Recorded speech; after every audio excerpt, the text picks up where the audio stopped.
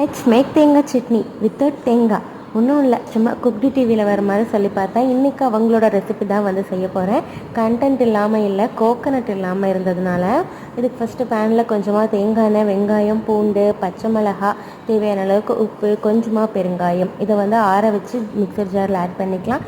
இது கூடவே கொஞ்சமாக ஒரு 4 ஸ்பூன் போல் பொட்டுக்கடலை ஆட் பண்ணி நல்லா மையா பேஸ்ட்டாக வந்து அரைச்சி எடுத்துக்கலாம்.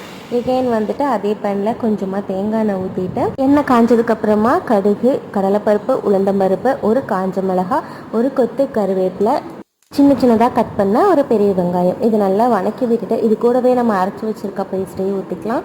தேவையான அளவுக்கு தண்ணியுமே ஊற்றிட்டு உப்பு சரி பார்த்து கொதிக்க விட்டுட்டோம் அப்படின்னா நல்லா சூப்பரான தேங்காய் சட்னி, தேங்காய் எல்லாமே வந்து ரெடி ஆகிடும். இது நம்ம பொட்டுக்கடலை சட்னின்னு கூட சொல்லிக்கலாம்.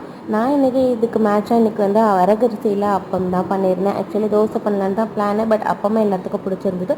ஸோ இதோட பண்ணிவிட்டு டேஸ்ட் சூப்பர்.